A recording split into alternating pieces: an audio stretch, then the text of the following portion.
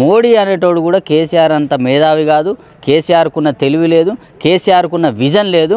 భవిష్యత్తులో ఏమన్నా KCR prime minister అయ్యే అవకాశం ఉంటుందేమో, నా కుర్చీకి ఎసరత్తదనే ఉద్దేశంతో దేశంలోనే మొట్టమొదటి టార్గెట్ పెట్టుకున్న పార్టీ బీఆర్ఎస్ పార్టీని టార్గెట్ పెట్టుకొని ఈ మోడీ పనిచేస్తూ ఉన్నాడు. నీ ఆటలు సాగవు మోడీ, భవిష్యత్తులో నీకు బుద్ధి చేసే ప్రయత్నం వస్తుంది. మత రాజకీయాలు చేసి చిచ్చులు పెట్టే రాజకీయాలు భవిష్యత్తులో యువత ఎవరు కూడా స్వీకరించరు.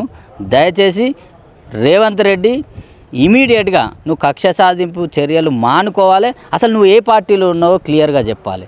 కాంగ్రెస్ పార్టీలు ఉన్నావా, లేకపోతే చంద్రబాబు తోటి రేపు పోయే ప్రయత్నం ఏమైనా చేస్తున్నావా? ఆయన తెలంగాణ అధ్యక్షుడు అడుగుతాడని తెలిసింది.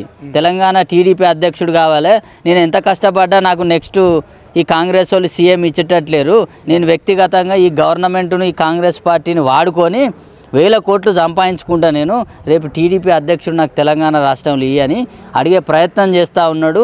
దాన్ని మోడీ పెద్ద మనిషిగా ఈ చంద్రబాబు రేవంత్ రెడ్డి కలిసి చేసే ప్రయత్నం చేస్తున్నారు. నువ్వు చేసుకుంటే చేసుకో, కానీ సమైక్యాంధ్ర చేతులలో ఉండి తెలంగాణ రాష్ట్ర హక్కులను కానీ హరించే ప్రయత్నం చేస్తే బిడ్డ నిన్ను సమైక్యాంధ్ర పోయేదాకా తరిమి కొడతాం బిడ్డ. రేవంత్ రెడ్డి గుర్తుపెట్టుకో అని చెప్తాను.